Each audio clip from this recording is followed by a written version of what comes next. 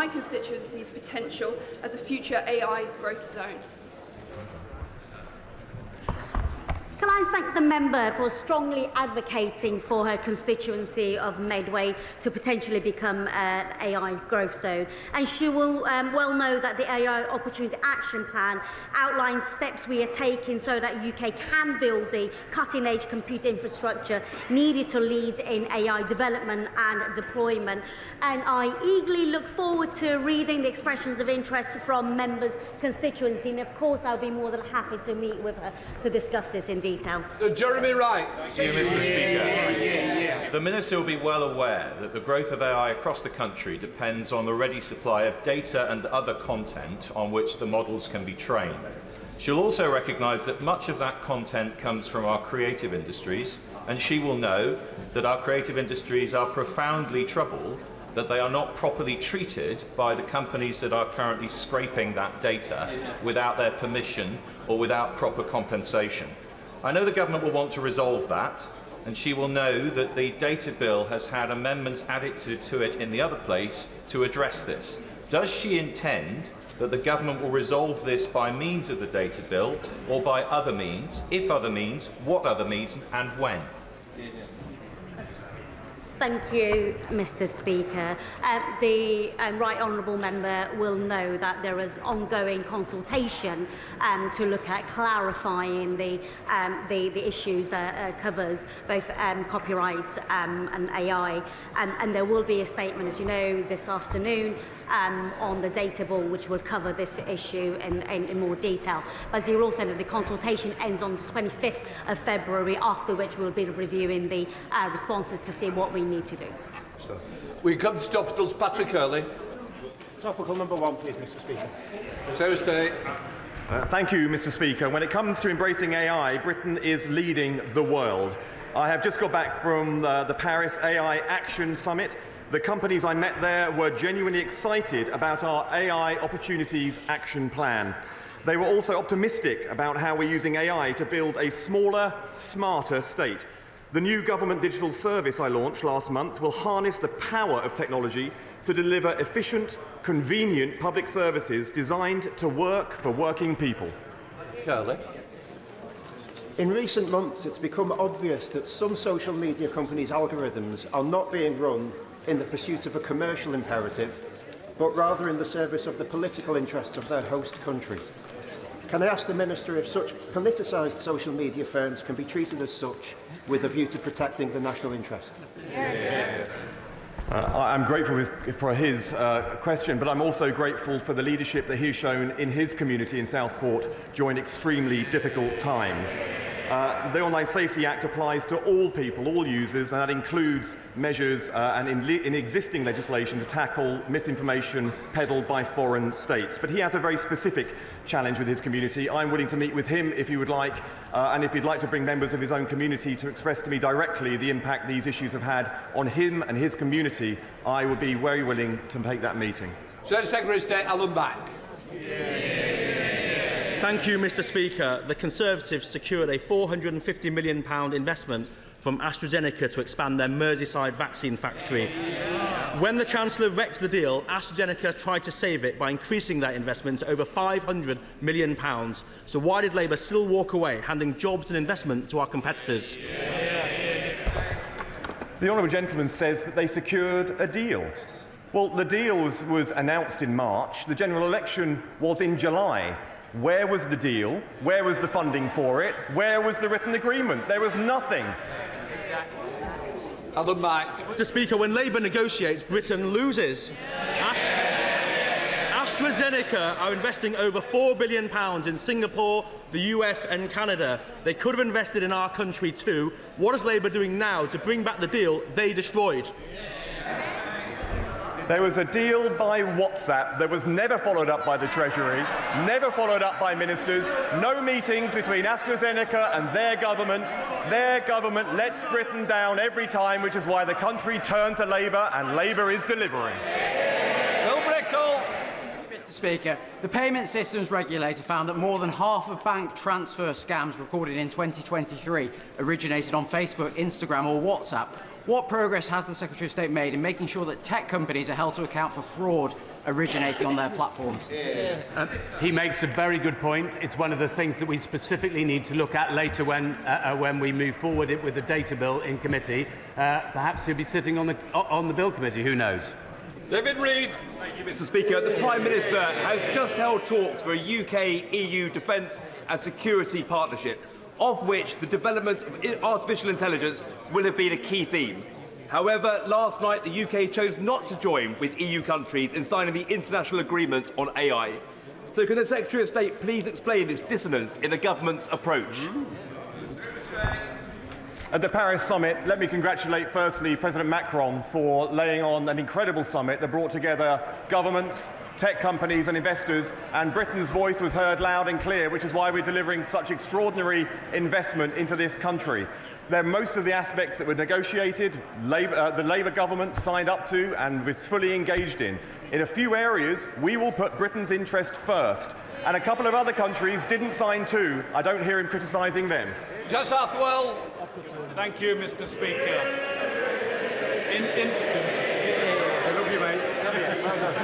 Thank you, Mr. Speaker. In Ilford, we worked with Queen Mary University to launch a new satellite campus in Ilford to teach medicine and dentistry. Given the growing importance of education in STEM fields, what specific steps is the Secretary of State taking to increase educational opportunities in this area and in London and across the country? I'm grateful for his question. The government is working to develop a world-leading science and technology skills base that will drive economic growth and opportunity for all. We're committed to expanding the access and participation in science and technology education, and we're partnering with universities to build the skills and workforce across the United Kingdom.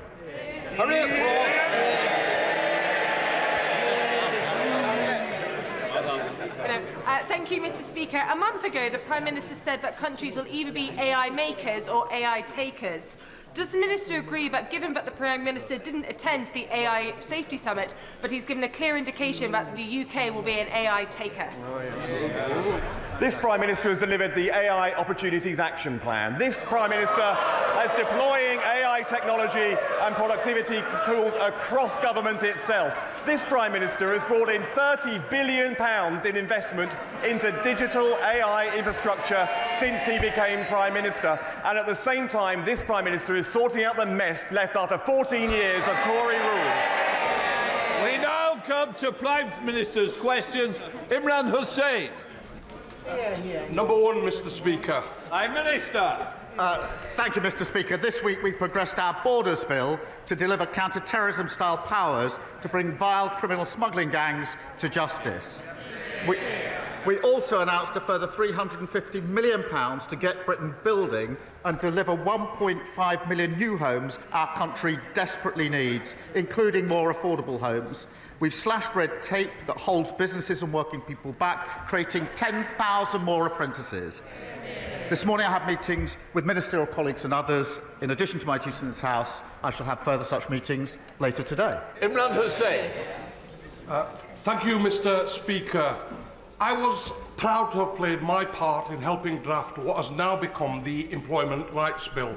A new poll shows 3/4 of the British public back the stronger rights for workers in the bill, including better sick pay.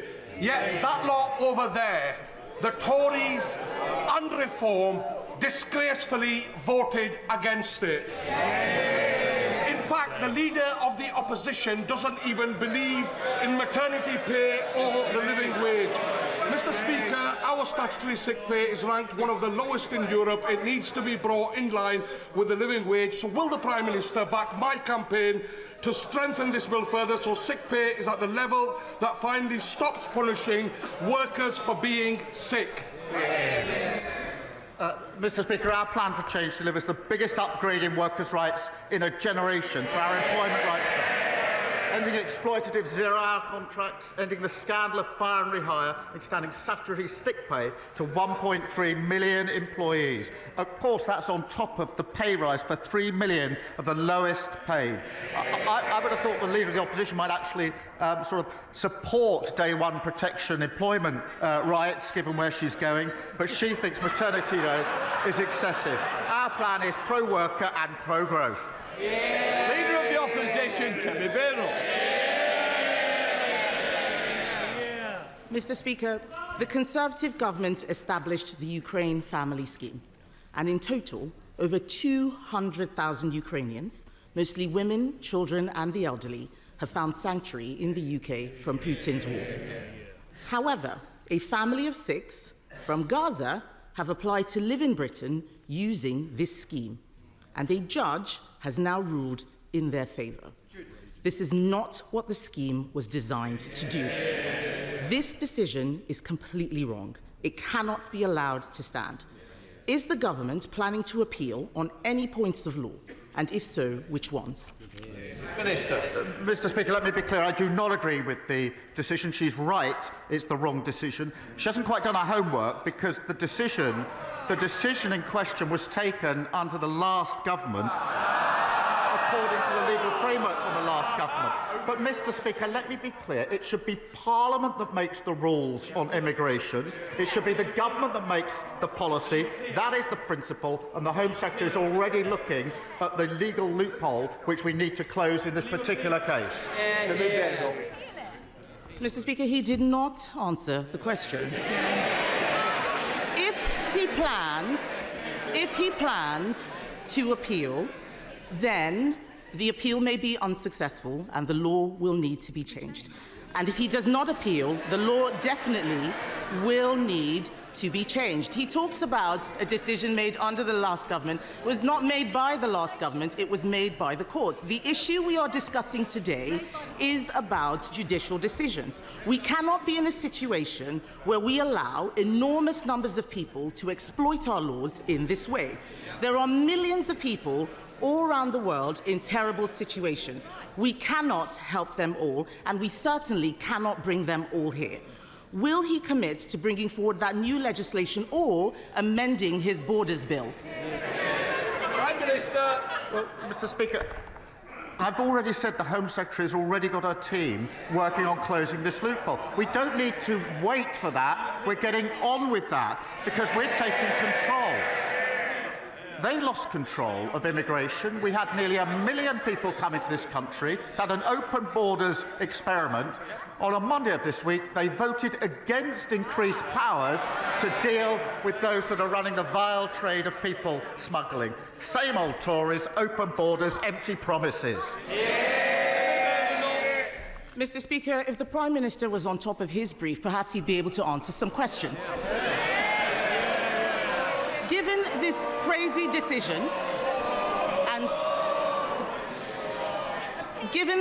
decision and so many others, new legislation is needed to clarify the right to a family life in Article 8. I'm not talking about what he just said. I know Labour MPs don't understand much of what they're saying, but the Prime Minister literally wrote a book on the European Convention on Human Rights. This is a situation where we need to put our national interest before the ECHR. Does he agree that we should legislate even if lawyers warn that this might be incompatible with human rights law? She complains about scripted answers and questions. Her script doesn't allow her to listen to the answer.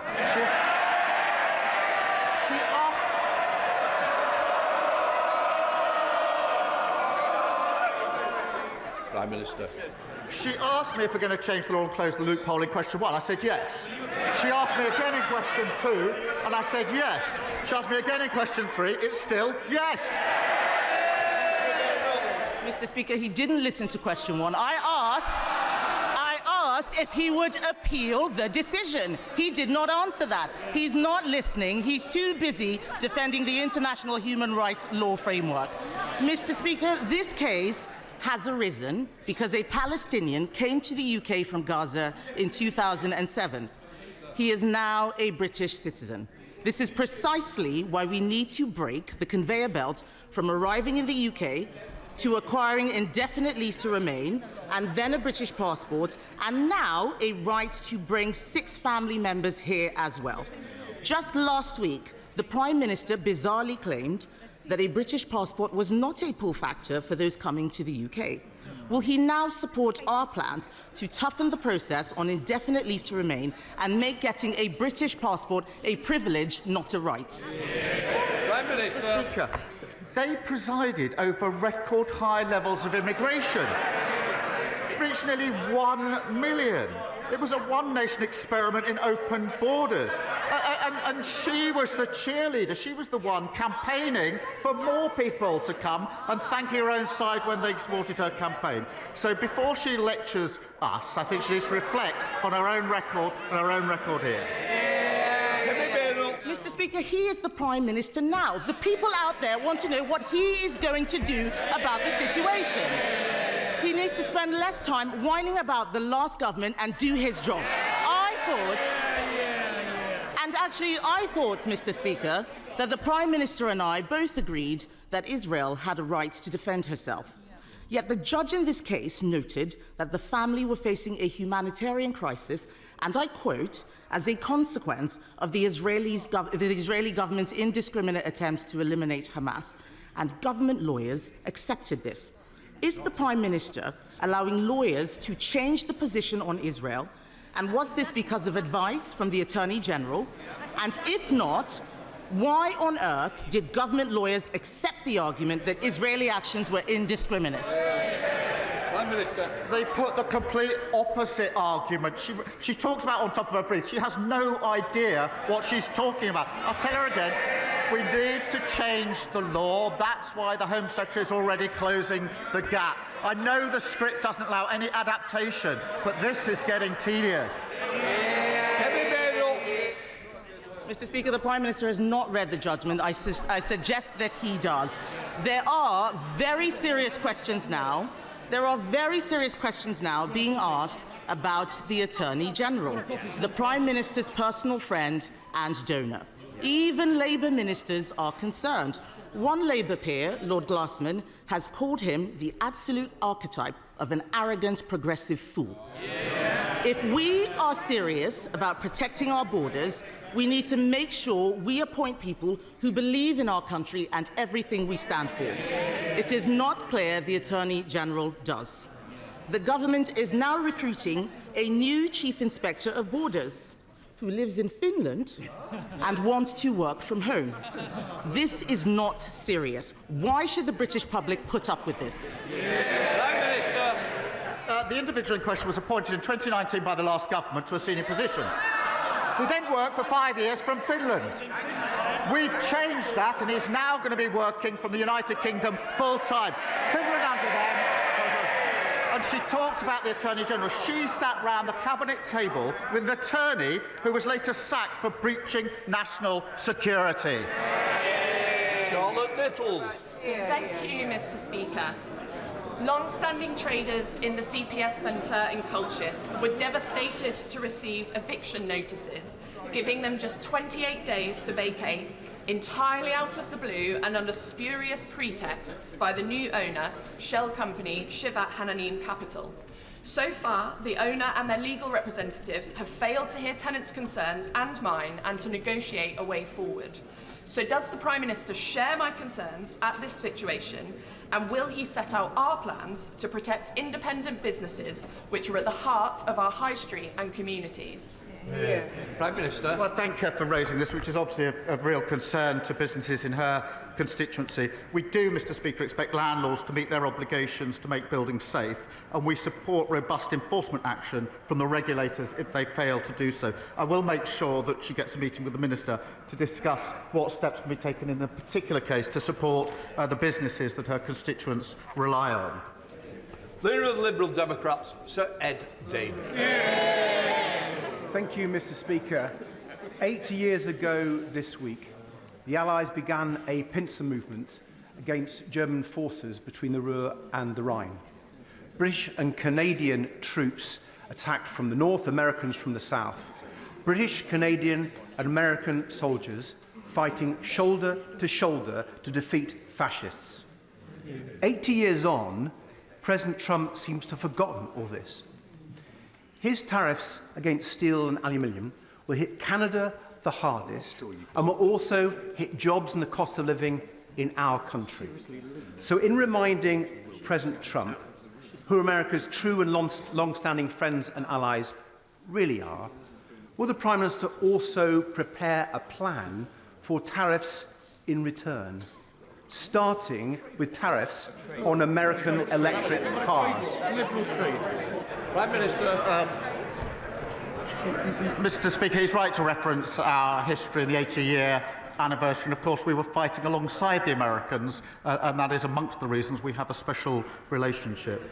British steel is an essential part of our heartlands, and we will not abandon our skilled workforce. And it needs a level-headed assessment of the implications, which is what we're going through at the moment. But we will always put our national interest first and steelworkers first. Sir David. Thank the Prime Minister for that reply. But it seems to me the way President Trump and his ally Musk are operating, they do need to hear strong measures and words from even their allies. And moving on to Ukraine, Mr. Speaker, if Ukraine is forced to surrender its own sovereign territory to Russia, it will be the greatest betrayal of a European ally since Poland in 1945. But President Trump says Ukraine may end up Russian, and he wants American money back. I think we all fear where this could end and the dangerous implications for our defence and our security. So can the Prime Minister reassure this House that he and other European leaders have given sufficient support to President Zelensky so that he can't be bullied by Trump and Putin into accepting a deal who will effectively hand victory to Russia? Prime Minister. As he knows, I met President Zelensky in Kyiv just a few weeks ago at my 8th meeting. The position since the outbreak of this conflict has been a united position across the House of supporting Ukraine, and I was able to reiterate my position, which is we must put Ukraine in the strongest possible position. That matters now just as much as it mattered at the beginning of this conflict, the strongest possible position, and I did discuss with him what more we can do, what more our allies can do to put Ukraine in the strongest possible position. Kim Ledbeat. Thank you, Mr. Speaker. 2 years ago, from the benches opposite, I published my Healthy Britain report, recommending a cross-departmental approach to improving health and wellbeing. Now that we're in government, I'm delighted that ministers have hit the ground running, because running is obviously very healthy for you. So will the Prime Minister confirm that last week's announcement of an increase to the public health grants, which will help local services focus more on prevention and early intervention, is just the start of a long-term strategy that will make Britain healthier, happier and more productive, reduce pressure on the NHS and promote growth?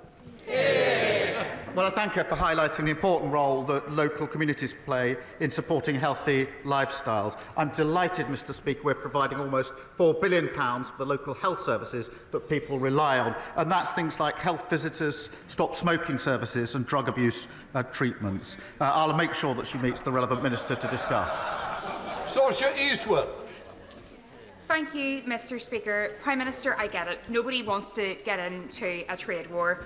But, you know, unlike Peter Mandelson, sometimes you've got to stand up for what you believe in. My friends here in the DUP have learnt nothing from their mistake of backing Brexit and think that tariffs are a laughing matter. No. But would you agree with me that actually we need to stand up for ourselves, we need to back our workers, we need to back our businesses, not just in Lagan Valley, but indeed across the UK? Yeah. Well, yes, of course. The US and the UK share a strong and balanced trading relationship. We invest hugely in each other's economies, and we will continue to work closely with President Trump to boost growth and to create jobs. And I reassure her we will always act in the best interests of businesses and working people across the whole of the United Kingdom, including, of course, Northern Ireland. Thank you, Mr. Speaker. I was baffled on Monday that, given the chance to support legislation backed by the National Crime Agency to crack down on criminal smuggler gangs and secure our borders, The parties opposite, the Conservatives and Reform, linked arms in the voting lobby to vote against it. The Conservatives spent 3 years and £700 million on their ludicrous Rwanda scheme and saw 4 volunteers returned. Does the Prime Minister agree with me? There is only one party that is serious about repairing our broken immigration system. Yes, Mr. Speaker, and let me remind them what they voted against earlier this week in our Borders Bill. They voted against, that's Reform and the Tories, they voted against making it an offence to organise the buying, selling and transport of small boats, against making it an offence to endanger lives at sea, against and powers to arrest suspected people smugglers before the smuggling takes place. They voted against. They voted for open borders, both of them. Thank you, Mr. Speaker. Last week, the Prime Minister gave yet another threadbare excuse for why he and his North London lawyer friends are giving away the Chagos Islands. Mr. Speaker, this is his decision, and he must own it. More importantly, he can't tell us, the British taxpayer, how much this is going to cost. Is it £9 billion? Is it £18 billion? Is it £52 billion? The Times have called this botched deal insane.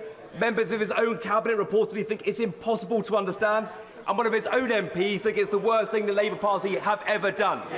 So could the Prime Minister tell us which word he thinks best describes this deal? Mr. Speaker, I set out the position in relation to the Chagos Islands last week. I also offered the Leader of the Opposition a briefing on this, a high-level briefing. She still hasn't taken me up on that briefing. They're asking questions without wanting to know the facts. It's extraordinary. Mr. Speaker, someone who wants to be Prime Minister does not want to know the facts, even when she's offered a high-level briefing. He'd be better informed if she took me up on the offer of a briefing. Thank you, Mr. Speaker. The Prime Minister will, I'm sure, want to congratulate Newcastle United on reaching the League Cup final after Arsenal's exit. But will he also, in what is National Apprentice Week, will he also congratulate the 600 apprentices learning trades from welding to quantity surveying as part of the Tyne Bridge restoration programme?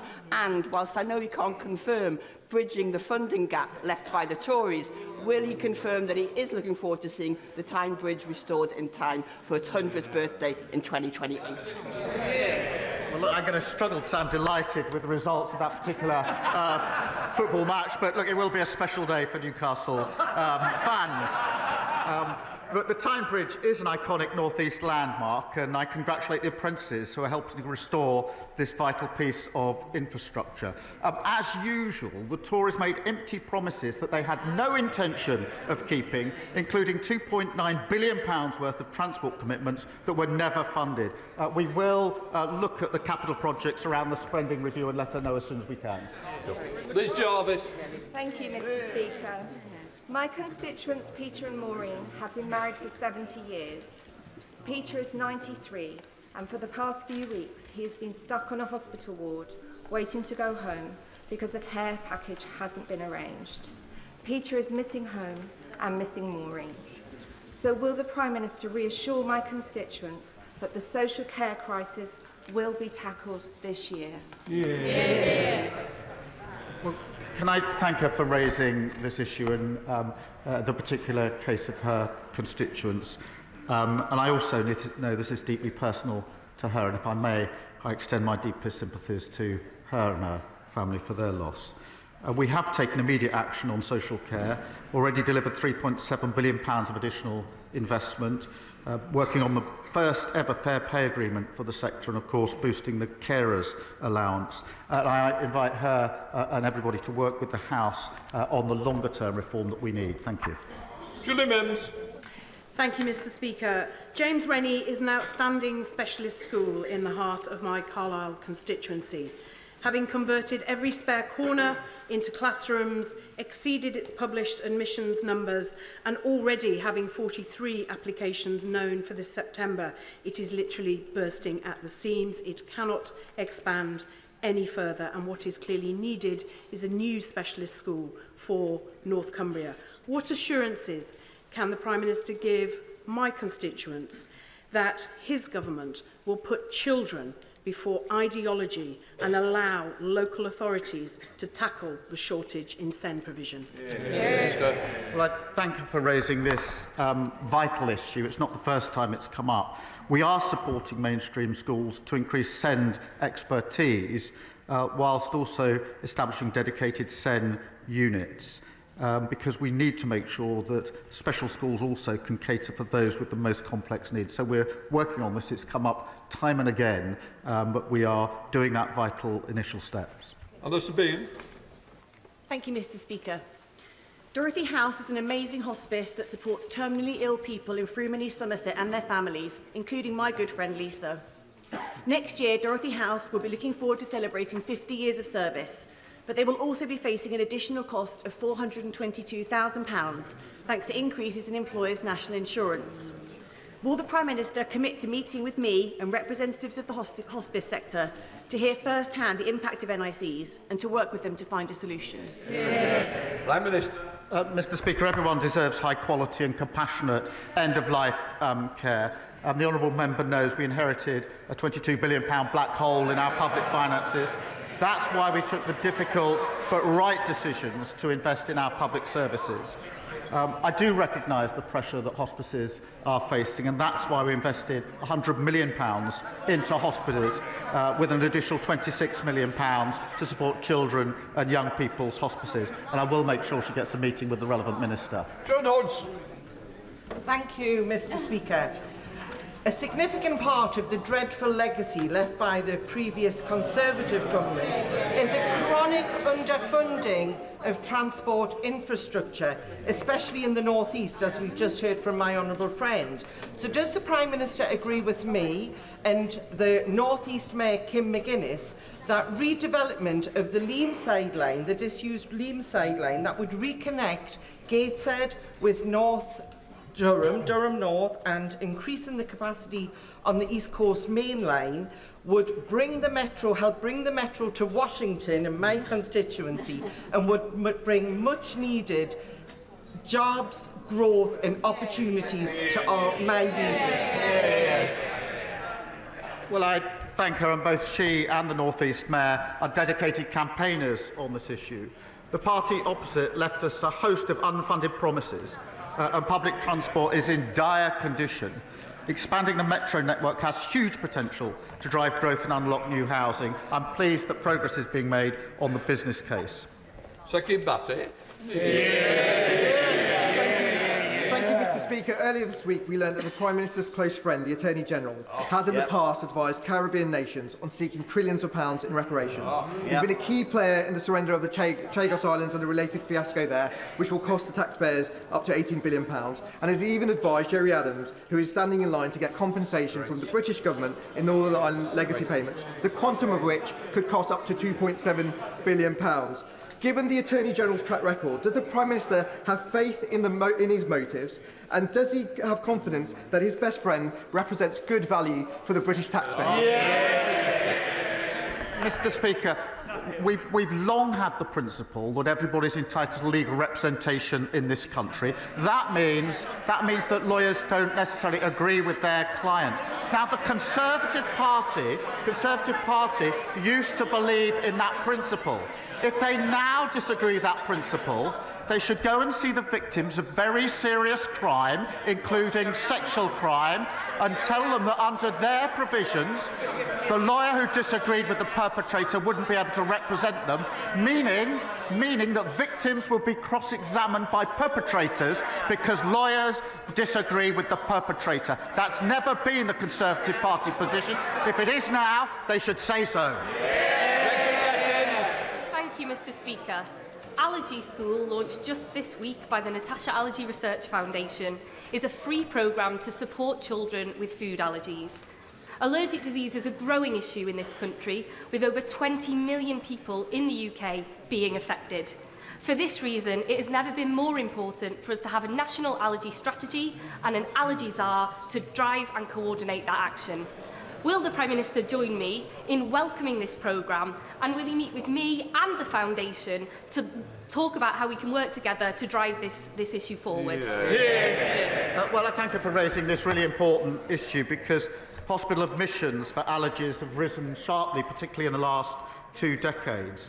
I do welcome the work being carried out by the Natasha Allergy Research Foundation. We will respond to the recommendations of the National Allergy Strategy Group in due course, and I'll make sure she gets a meeting with the relevant minister to discuss it. Thank you, Mr. Speaker. My Oxfordshire constituency of Didcot and Wantage has seen a 35% population increase in the last 20 years. My constituents recognise the need for affordable housing, but the current planning system isn't delivering the GP surgeries, dentists and transport options that they need. Will the Prime Minister restore faith in the planning system and, as well as focusing on housing numbers, deliver the local targets for health services and wider infrastructure that growing communities need? Well, thank you for this question. We are, of course, delivering the 1.5 million homes, but we're creating communities as well for the future, and so he's right that that must include good schools, GPs and reliable transport links. That's what makes a good community. And just today, Mr. Speaker, we announced an additional £350 million to deliver more affordable homes so more people can realise the dream of home ownership. Toby Perkins. Thank you, Mr. Speaker. This week is National Apprenticeship Week. As co-chair of the APPG for Apprenticeship, I can tell the Prime Minister that employers are very pleased to see the announcements this week that will make a real difference both in terms of the completion rate and the flexibility around apprenticeships. Does the Prime Minister agree with me that schools should be promoting apprenticeship alongside A-levels and other options? And can he tell us what more he's going to do to support more young people to get into an apprenticeship? I'm very pleased that he's raised this issue and that we'll be able to give employers more flexibility over maths and English requirements. This is really important, Mr. Speaker. There are very many young people who didn't get the maths qualification they wanted at the time, but are very well suited for the future, want to play their part, and now they can get apprenticeships under the changes that we've made. And that's 10,000 extra apprenticeships. This is delivering for them, giving them a chance for the future to contributing, of course, to our economy. Harriet Cross. Thank you, Mr. Speaker. Mr. Speaker, yesterday the Farming Minister told a conference of farmers that farming is not high in the pecking order for this government. Given the heartless family farm tax, is his minister correct? Yes or no? Farming's top of the agenda as far as I'm concerned. That's why we put £5 billion to support farmers in the budget. They failed to spend £300 million on their watch on farming, and we set out our roadmap, which has been welcomed by the NFU, as she very well knows. It was described as long overdue. I wonder who didn't do it before. Mr. Jewess, I'm sure you don't want to be leaving today. It's not the best day. Right. Natasha Irons. Thank you, Mr. Speaker. As a graduate of the Croydon Youth Philharmonic Orchestra, the Prime Minister will know that youth services can broaden a young person's horizons beyond what they could ever imagine. But with national spending on youth services seeing a 73% decline since 2010, can the Prime Minister outline how this government will bring youth services back into our communities? Will he look at giving them the statutory protections they deserve? And will he visit Croydon East to see firsthand the vital role these services play in my constituency? Well, Mr. Speaker, my days in the Croydon Youth Philharmonic Orchestra were a long time ago now. But we do fully recognise the importance of youth services to help young people save lives and live safe and healthy lives. We've been developing our plans for the new National Youth Strategy to bring power back to young people and help every young person realise their potential. Christine Jardine. Thank you very much, Mr. Speaker. Every 22 minutes, a child in this country loses a parent or a loved one. That's 40,000 children every year facing a trauma which many of us here know can last a lifetime. Charities such as Winston's Wish do a fantastic job of providing support for young people, particularly when schools are closed or there's no one else to turn to. But at the moment, there's no simple way of the children knowing where the charities are or the charities being able to contact the children. So will the government back my private member's bill this summer to do just that? And would the Prime Minister meet me to discuss how we make sure that another generation of children does not have to face this trauma? Well, can I thank her for her ongoing work and campaign on this important issue. The Cross-Government Bereavement Group continues to look at how we can improve access to the support that children and young people need at these difficult times. And of course, I'll make sure that she gets the meeting that she wants with the Minister to discuss this further. David Taylor. Thank you, Mr. Speaker. Yesterday marks the 20th anniversary of the launch of the Make Poverty History campaign, and a fantastic speech for all of us that were there, delivered by the late, great Mandiba.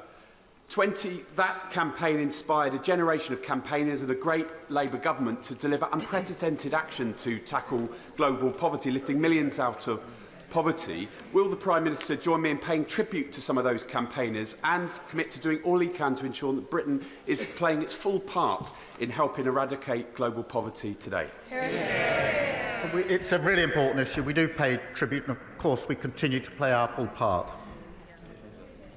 Alex Brewer. Thank you, Mr. Speaker.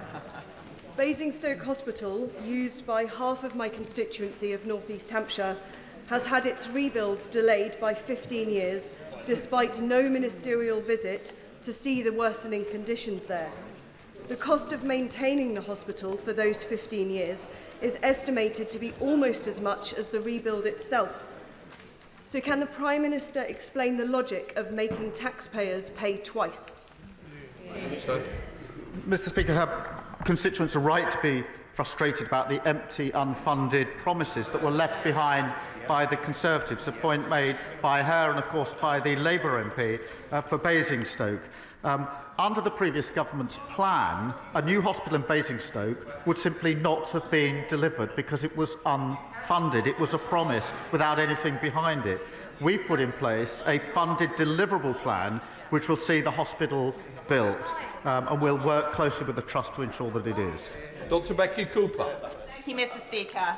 The government's devolution plans are a welcome progressive development to shift power and resources from Whitehall to our communities. But there are, of course, discussions now around the process and realisation of benefits for our communities. So can the Prime Minister assure my residents in Worthing West, and indeed all constituencies starting priority devolution programmes, that Sussex devolution will give us meaningful control over our local priorities, including housing, transport and social care? Minister. Well, I thank her for raising devolution, which will see her constituents in Sussex get meaningful control over local priorities. The devolution priority programme, Mr. Speaker, will see a wave of mayors elected next year, including in Sussex, and I believe that those with skin in the game make the best decisions about their communities. Final question, Andrew Mitchell. Thank you, Mr. Speaker. Mr. Speaker, the Prime Minister will be well aware of the Global Vaccination Fund, Gavi, one of the United Kingdom's great success stories. It's vaccinated from deadly diseases over 1 billion children under 5. It presents real value for money to British taxpayers, and over 80% of our constituents support it. Will he give the House today an undertaking that Britain will continue this leadership and make a decisive pledge at next month's replenishment conference? Well, I'm grateful that this is a really important issue. As he rightly points out, I've long supported it and will continue to support and share details with him just as soon as I can. But it is important, have supported it, will continue to do so. Thank you. Right, that completes Prime Minister's questions.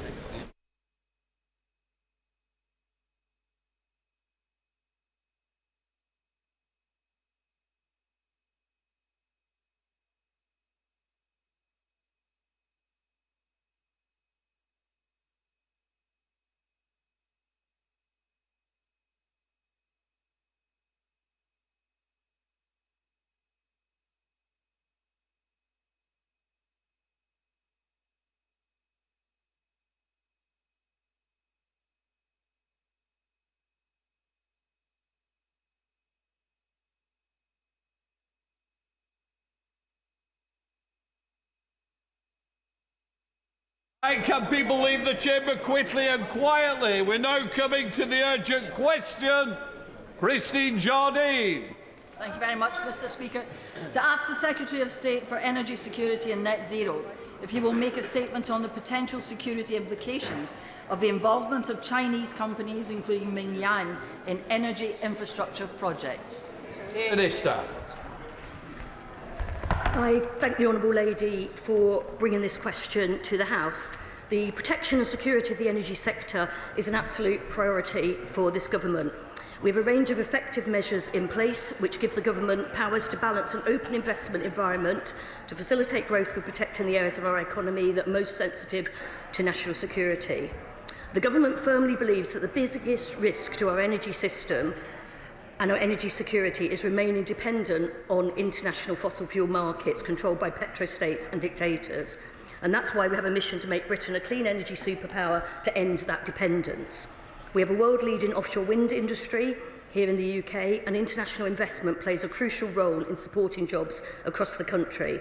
And as part of this mission, my department engaged in discussions with a wide range of investors, including those from other countries.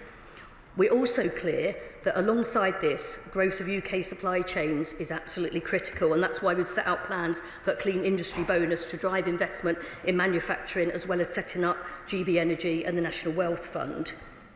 The government will not hesitate to use our powers to protect national security whenever we identify concerns, and the government will take a consistent long-term and strategic approach to managing the UK's relations with China, rooted in UK and global interests. The government will cooperate with China where it can, compete where it needs to, and challenge where it must. Thank you, Mr Speaker, for granting this urgent question, and I thank the Minister for her comments and general reassurances, but there are specific concerns at the moment. China can produce what is useful for us for the development of renewables, particularly in the North Sea, and we can benefit from these investments. China also needs access to our markets. But there are security issues involving companies involved in offshore renewable developments, which have become apparent in recent weeks and been raised numerous times. It has been reported that the Chinese company Mingyang is interested in producing turbines for a new project in the North Sea. And there's already around 60 million of Scottish Government funding, which has been earmarked for a wind turbine factory near Inverness, in addition to a potential 27 million for Orient Cable to provide subsea cables for island communities. This is despite antitrust cases against China from the European Union and the fact that the Norwegian government blocked Mingyang from its green infrastructure projects. So can the Minister reassure the House that the Department will be following the same rigorous processes to assess these risks as the previous government did, which ultimately blocked Huawei from the 5G network? And this must include an assessment of any opportunities for remote access to the turbines, as the software will normally remain in control of the manufacturers even once commissioned, which would leave them vulnerable to being switched off. We need local control. And will the Department reassure the House that there are discussions ongoing with the Scottish Government to ensure that no public money is invested before this risk assessment has taken place? And how will they work with the Scottish Government and Cabinet colleagues to ensure offshore and undersea infrastructure is safe?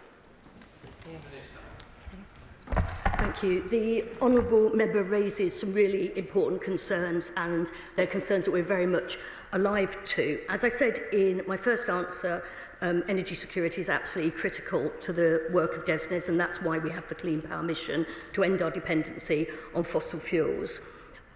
International investment is a crucial part of that and helps to support growth and jobs across the country. And as part of that, we have discussions with a wide range, variety of international investors. But we do absolutely recognise this needs to be balanced against national security implications. And that is something that we work on constantly across government with input from a number of departments. And I'm pleased to see my honourable friend, the Minister for Security from the Home Office, here today for this UQ. The government has to consider both those aspects together, the need for investment, the need for greater capacity in our supply chains, but also that security risk. And while I can't get into details of the individual case, given the nature of the discussions that are ongoing, I would reassure the honourable member that we are taking these factors into account. We do want to make sure that the most robust processes are followed as we look at the details of this particular incident. Chair of the Select Committee, Bill Esterson. Thank you very much, Mr Speaker.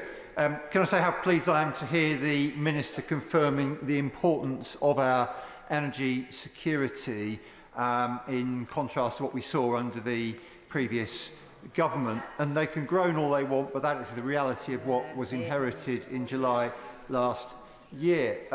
But as we extend energy infrastructure in this country, can she confirm how this government will ensure that we have control of the operation of that infrastructure?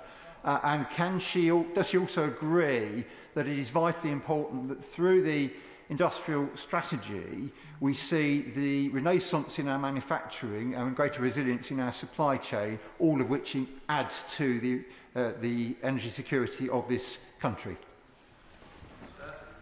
I thank my honourable friend for that question.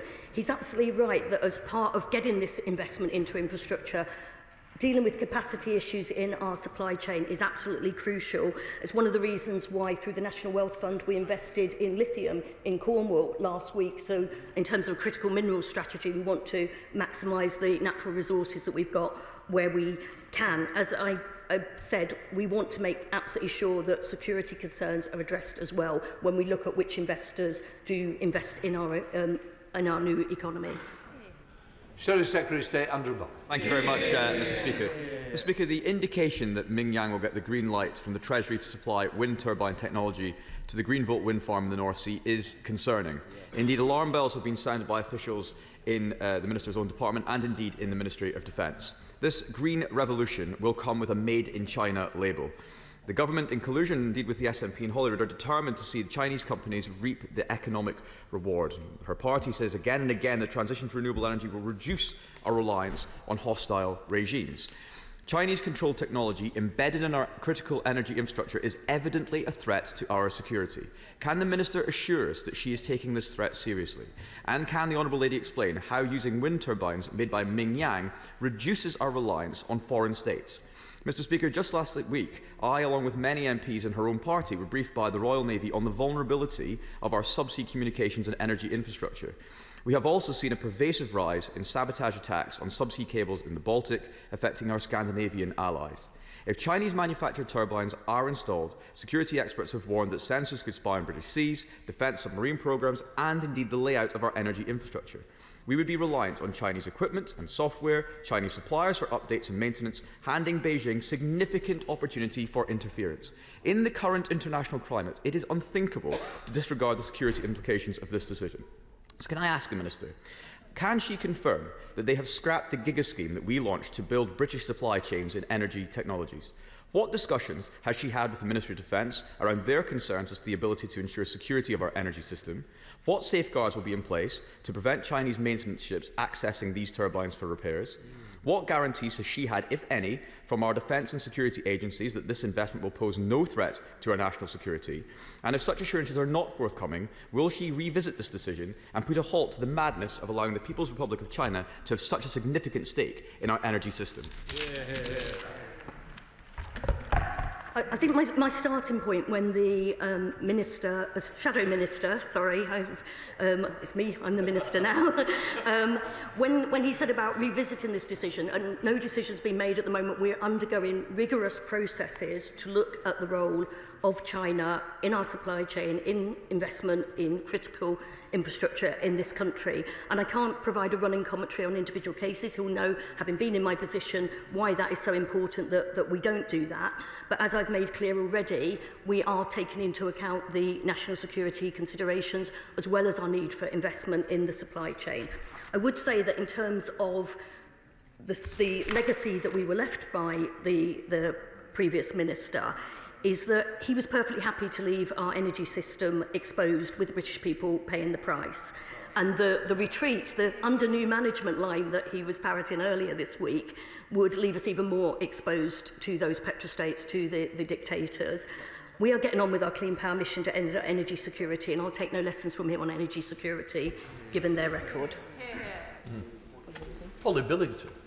Thank you, Mr. Speaker. I'm glad to hear the Minister point out that we are left with a legacy of an absolutely vacant industrial strategy when it comes to green investment over the past 14 years. And I urge her to explain further how we might be able to make sure that we are developing the skills and competencies in this country to make sure that we have good, strong, ethical supply chains.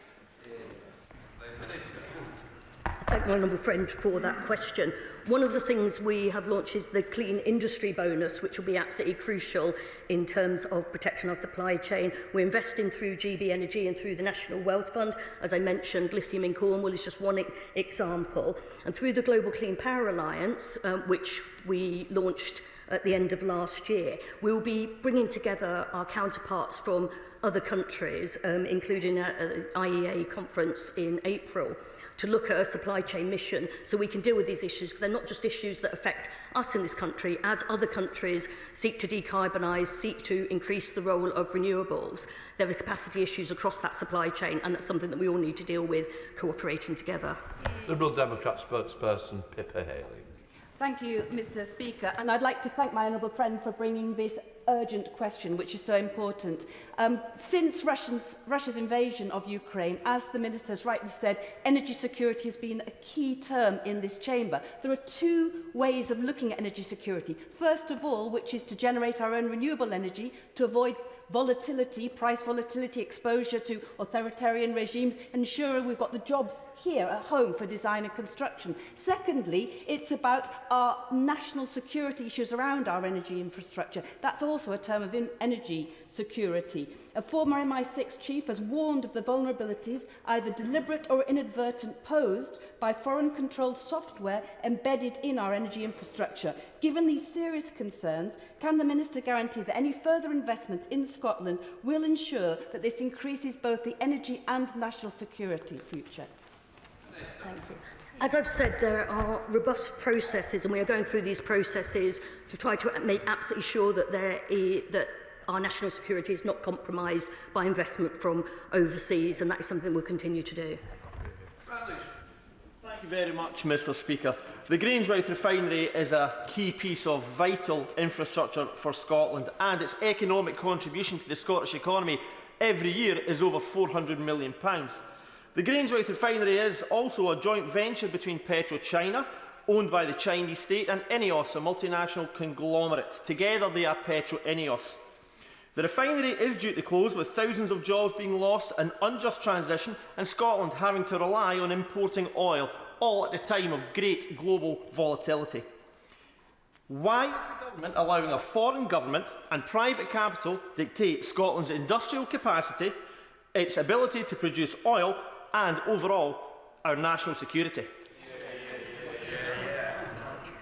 Well, we're not allowing anyone to dictate to us, and I know that the honourable member has been deep in conversation with the Minister for Energy for some time over the future of Grangemouth. But as I've reiterated, we absolutely need to attract the investment that we need to meet our clean power mission, to secure our future energy security, and in the long run bring down bills for the British people. We need to balance national security concerns as in tandem with that, and neither one of them takes priority. We need to tackle those challenges together, and that's what we'll do. Ian Duncan-Smith, sir. Mr. Speaker, whatever the question is about energy, China is not the answer. It's on two fronts. We know that the MOD and the Department of Energy Security has raised objections about the Treasury's push to bring Minyang Smart Energy into the circuit on this one, to bid for this. The second thing is that China is determined to use slave labour in their products. We are, under this government, investing in solar arrays which have a huge amount of slave labour in them producing polysilicon. Does the government not recognise that their tilt towards China to get them to invest in this runs the real risk of utter dependency on China and, of course, serious threats to our security, highlighted endlessly by the security services? Will they now stop? I recognise that the Right Honourable Member has long-standing concerns about the role of China and its investment in our economy, and he's been a great champion of raising concerns about forced labour. He's right to raise those concerns. We have set up the Solar Task Force, I'm sure he's aware, to look at the issue of whether there's forced labour in our solar supply chains. We also, as I said, with the Global Clean Power Alliance, there will be a supply chain mission as part of that launched. And as I said, it's not something that one country can tackle by itself. We all need to be alert to the risks of slave labour. I know that there was an amendment passed in the House of Lords last night that means the issue's coming back to the Chamber soon. I look forward to the discussion then. Amanda Martin. Thank you, Mr. Speaker.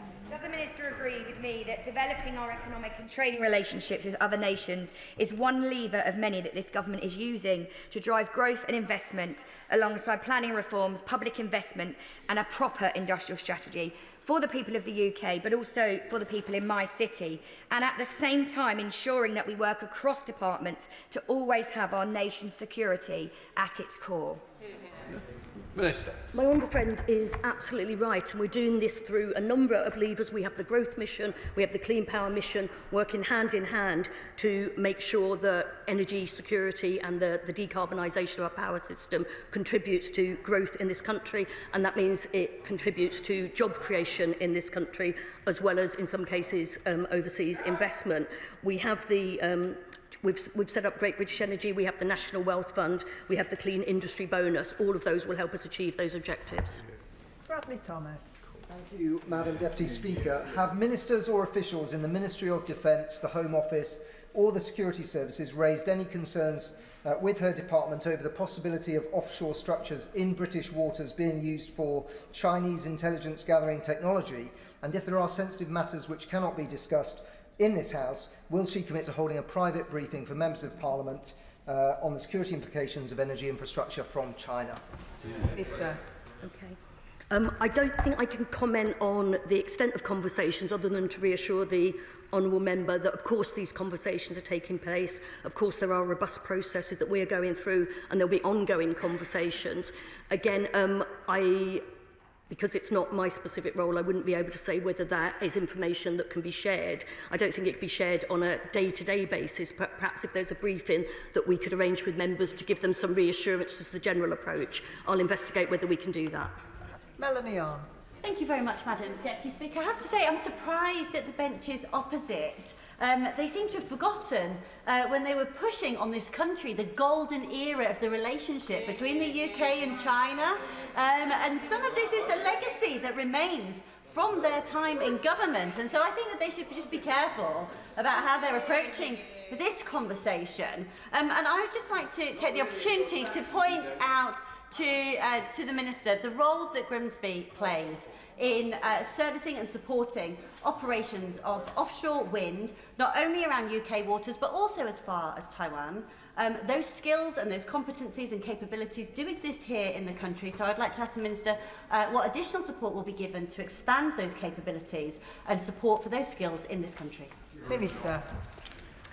My honourable friend has been a real champion for Grimsby. I'm very glad to see her returned at the recent election so she can carry on championing all the potential that Grimsby has to offer, not least in terms of the wind sector. We think it's really important that we link up the skills and the capacity. That's one of the obstacles. We talk very often about how grid capacity and how planning issues can hold up the rollout of clean power, but actually we know that we've got to have the skills base as well, and we're working with the Department of Education very much on that, how we can train the workforce and develop through things like the Growth and Skills Levy capacity within the existing workforce as well to work on these exciting new projects.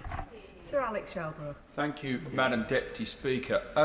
The Minister speaks about being reliant on petrochemical states and dictatorships who supplied the fuel needed for our energy system. And yet the vast majority of the processed materials that are needed, whether we construct them here or not, come from China.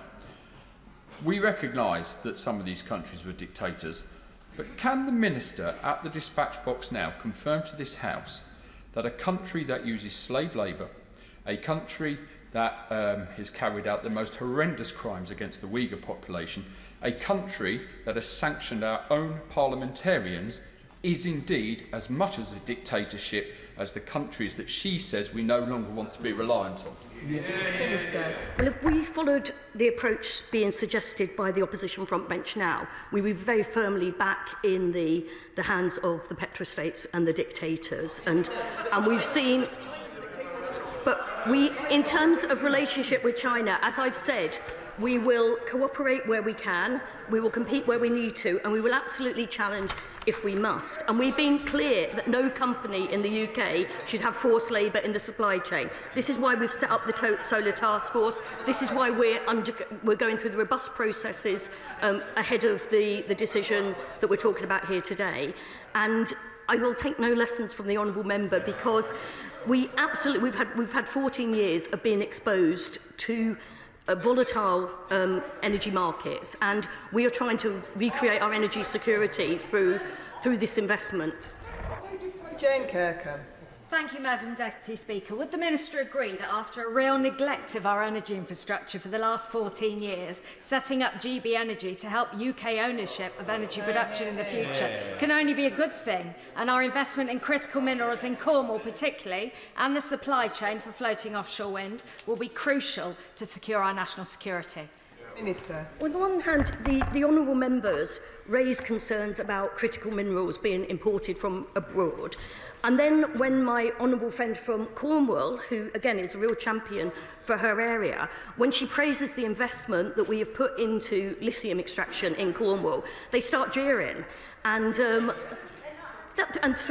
but through GB Energy, through the National Wealth Fund, we will continue to do that investment. Claire Young. Thank you, Madam Deputy Speaker. To have true energy security, we need homegrown capability at all stages of the development of renewable energy infrastructure, from the earliest research to maintenance and decommissioning. So can the Minister tell me what steps she is taking to ensure that we have that homegrown full life cycle capability? Minister. I think from the honourable member's question, she may be talking about community energy. I'm not quite clear, but no. In that case, I'm saying, but it is really important, I think, that any investment is place-based, and we need to look at developing the capability right from skills and what the capacity of the local authorities are, which is where things like community energy comes in, but then also making sure that the finance goes where the investment is needed. And if I haven't understood the honourable member's question, I'd be happy to take it up with her afterwards. Tom Collins. Thank you, Madam Deputy Speaker, and I welcome the Minister's engagement on this topic. To have meaningful and serious discussions with other major economies is absolutely vital for our success. Does the Minister agree with me that these discussions are key not only to securing our economic aims, but also tackling the climate and nature crisis, and also our wider international objectives? Minister. Yeah, that international cooperation is absolutely crucial, and that does mean talking to countries with whom we share a great deal in common and have signed up the same objectives, but it also means talking to other countries to try to bring them with us too. And that is why we're hosting the IEA Summit in April in London. That is why we've set up the Global Clean Power Alliance, and that is why the Prime Minister went to the climate change talks in COP in Baku last autumn and showed international leadership, which is something that has been very much lacking from the UK government in previous years. Bob Blackman. Thank you, Madam Deputy Speaker. Clearly, the national security concerns are being expressed across the House. Will the Minister give an undertaking that the construction, maintenance and indeed access to software will be carried out by British workers on British ships and not subcontracted to foreign powers? Minister. As I've said, I can't comment on individual cases, but there are processes to make sure that our national security is protected as we look ahead. Tony Vaughan.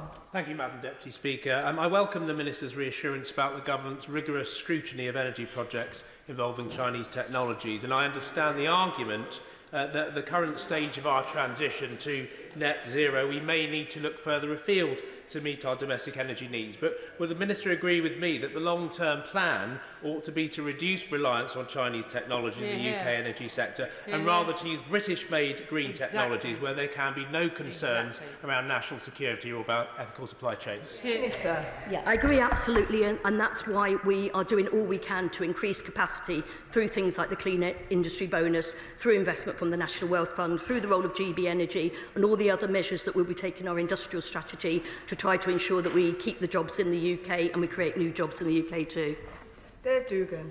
Thank you, Madam Deputy Speaker. Ministers all over the place on this. In her opening remarks, she said that the United Kingdom has a world-leading renewable energy industry. Well, if we did, we wouldn't be having this discussion about foreign imported infrastructure. So will she commit to understand, notwithstanding the total failure of the Tories over 14 years to invest in the industrial base of renewable energy manufacturing across the United Kingdom, what is her strategy and her government strategy to get right in front of this, not just in terms of manufacturing, but also in terms of resource supply, enterprise resource planning, intellectual property? What is the big shift that this government has got planned? Because I just hear jibber-jabber.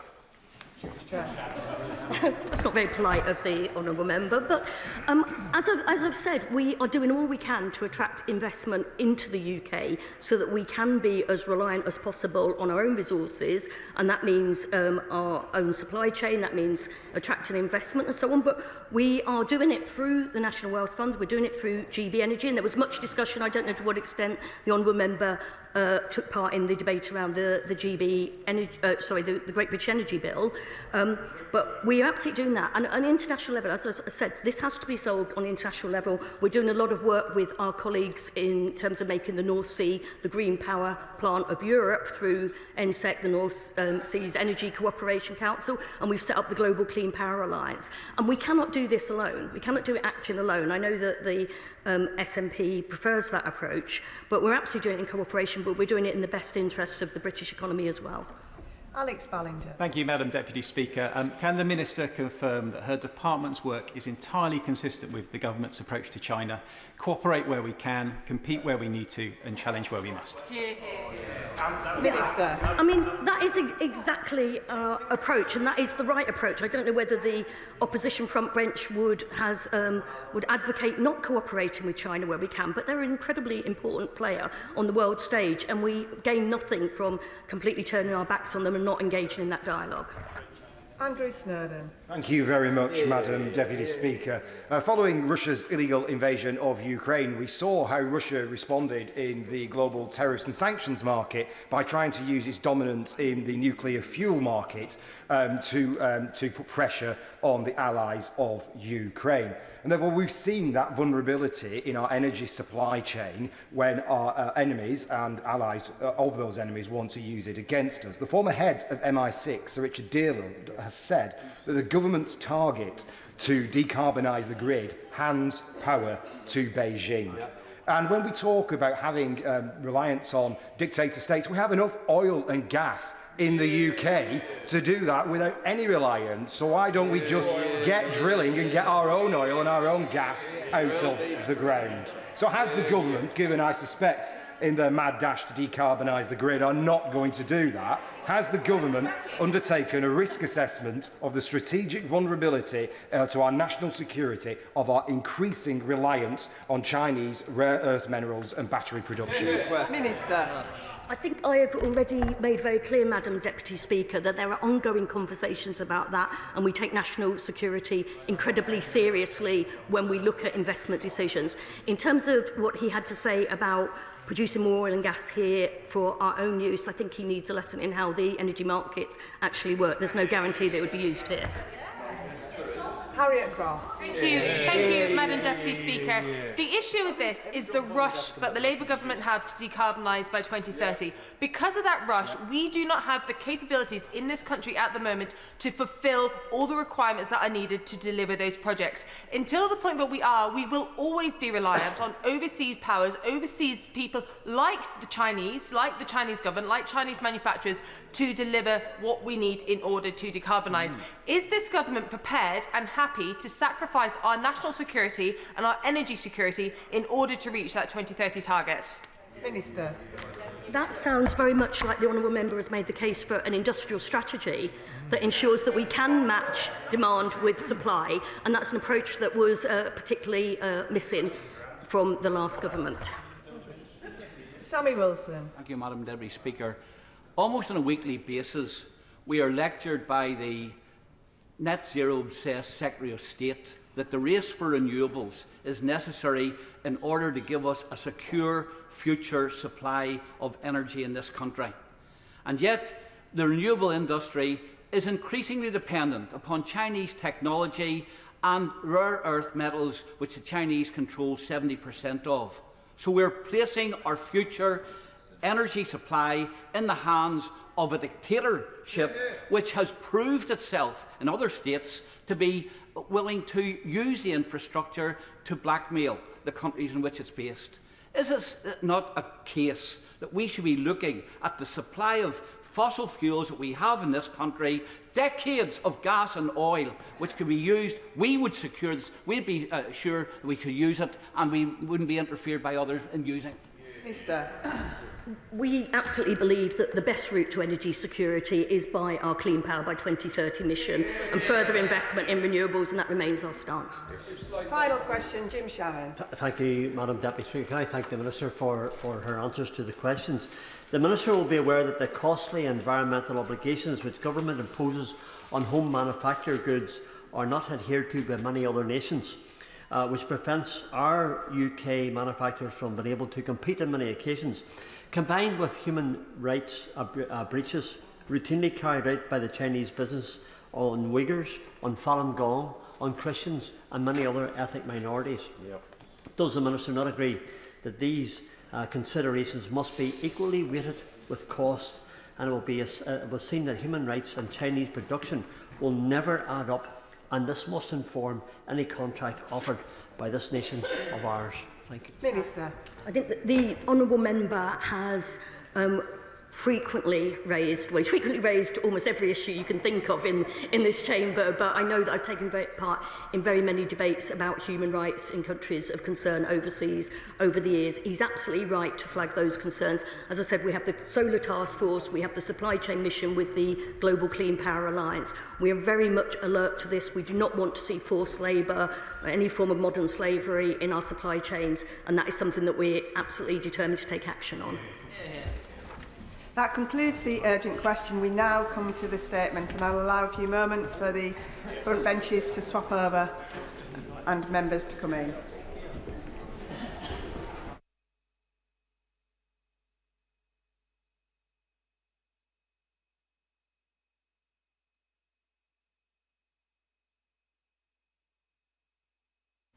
Statement, Minister Dan Jarvis. Thank you. With permission, Madam Deputy Speaker, I will make a statement on the publication of the Prevent Learning Review into the perpetrator of the attack that tragically killed Sir David Amess on the 15th of October 2021.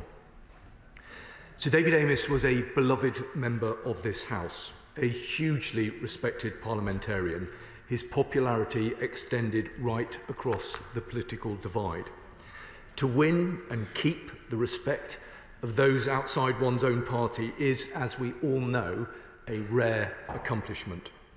Over nearly 40 years of service in this place, Sir David fought every day for his constituents. He advanced numerous causes with compassion, persistence and skill, and members on all sides of the House knew him as a warm, respectful and always fair parliamentarian. His legacy lives on, not least in Southend, which now has the city status he campaigned so determinedly for. He will never be forgotten, and as the motto on Sir David's memorial shield behind me states, his light remains.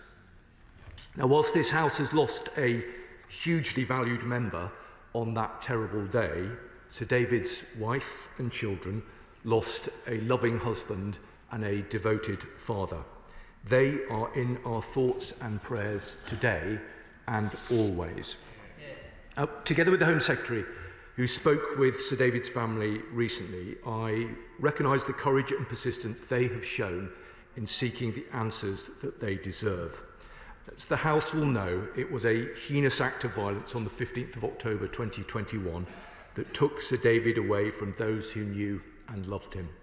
The killer, Ali Harbi Ali, and I won't say his name again, was convicted of murder in April 2022 and received a whole life sentence. The judge said that this was a murder that struck at the heart of our democracy, and he had no doubt whatsoever that the nature of this case meant that the perpetrator must be kept in prison for the rest of his life. The perpetrator had previously been referred to the PREVENT programme and subsequently to the Specialist Channel programme between 2014 and 2016, between 5 and 7 years before the attack took place. Immediately after the attack, a PREVENT learning review was jointly commissioned by the Home Office and Counter-Terrorism Policing to examine what happened in the case and see whether lessons needed to be rapidly learned. It was completed in February 2022. Now, last week, I made a statement to the House on the Government's publication of the PREVENT Learning Review concerning the perpetrator of the abhorrent attack in Southport.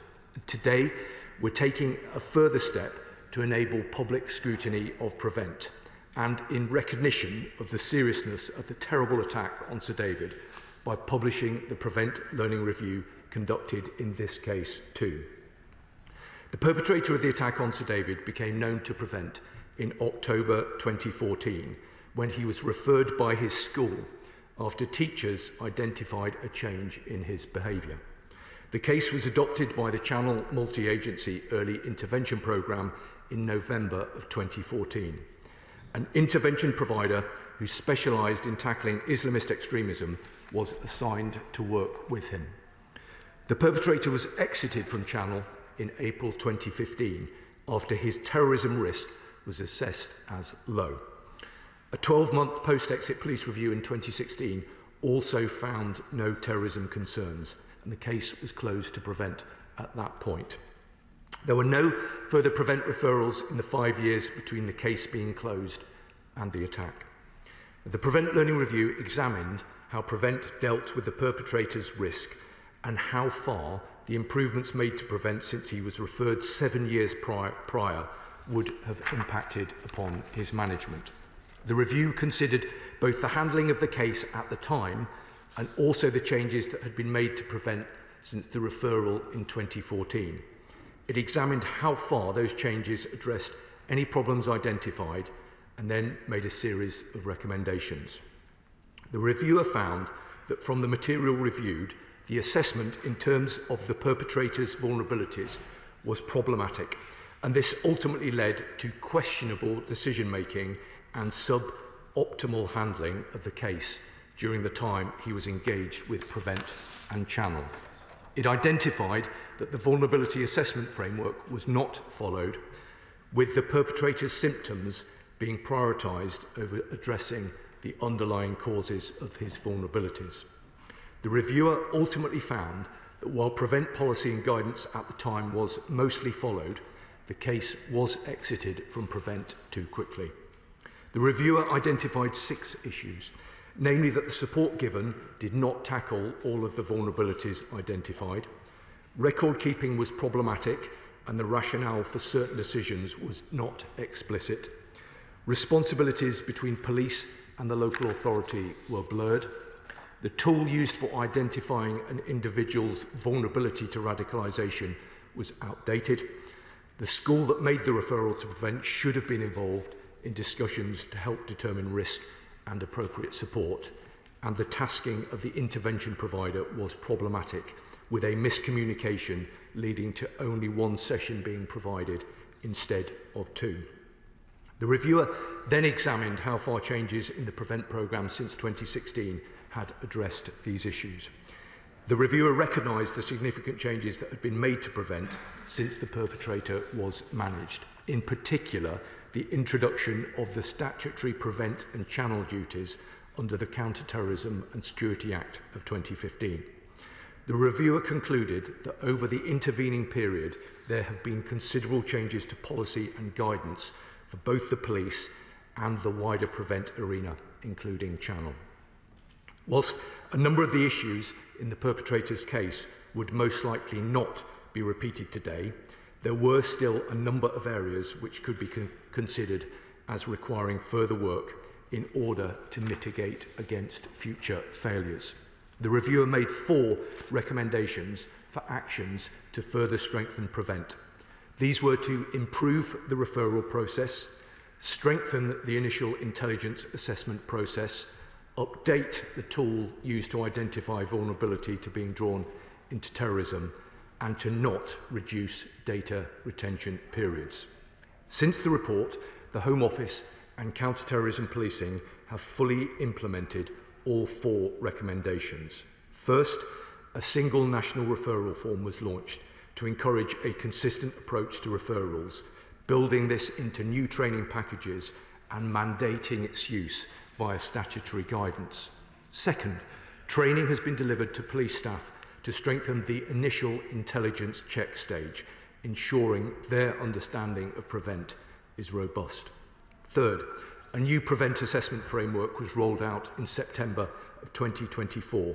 This replaces the tools previously used to assess all referrals and cases in the PREVENT system. And fourth, data retention periods were fully reviewed in 2023, and a joint decision was taken by the Home Office and Counter-Terrorism Policing to maintain retention review periods at 6 years or 6 years after the 12-month review for channel cases.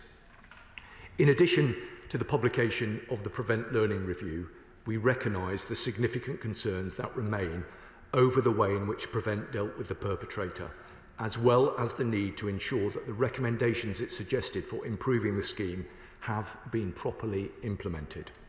Last week, I set out to the House a series of new reforms instituted by the government to strengthen the PREVENT programme, recognising the vital work done by officers across the country to keep people safe. That included the creation of a new independent PREVENT Commissioner. And I can today inform the House that the Home Secretary has asked the PREVENT Commissioner to review the PREVENT programme's interactions with the perpetrator in this case and ensure the implementation of all relevant recommendations. We will ensure that the Amis family have the support they need to engage with the PREVENT Commissioner in this work so that they can have confidence that it will get to the truth about any failings in the scheme.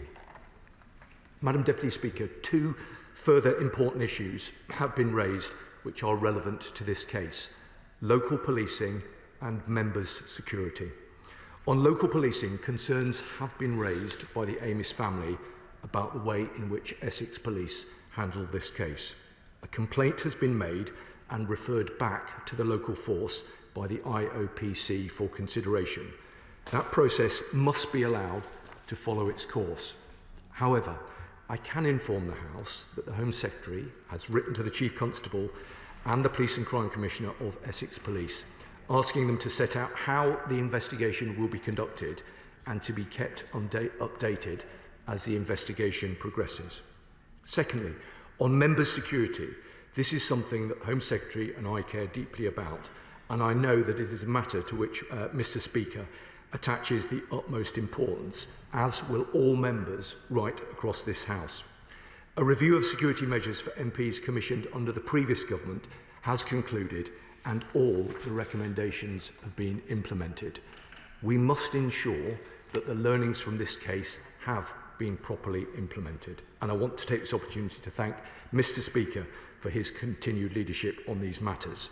The Speaker's Conference is specifically considering what reforms are necessary to further improve MPs' security and safety. This is another important step. And the Leader of the House, the Home Secretary and myself look forward to working closely with the Speaker and with all members to ensure that the facts of the appalling murder of Sir David are properly considered as part of the Speaker's Conference work, and that the Parliamentary Security Department implements the recommendations it made following the review it conducted into the aftermath of Sir David's death. I'm also grateful to previous Home Secretaries and Security Ministers for their efforts in this area. Our democracy is precious, and this government will defend it against any and all threats, not least through the Defending Democracy Task Force, where we are mounting a whole-of-government response to combat these threats, including ensuring that elected representatives can perform their duties safely and without fear. Madam Deputy Speaker, to conclude, I want to pay tribute once more to Sir David. He was a giant of this House, and we miss him dearly. In all that he did, Sir David epitomised public service at its best. It is beyond a tragedy that we can no longer seek his advice or rely on his wisdom. We can, though, follow his example and devote ourselves every day to the task of building a better and safer Britain. That is our shared challenge, Madam Deputy Speaker.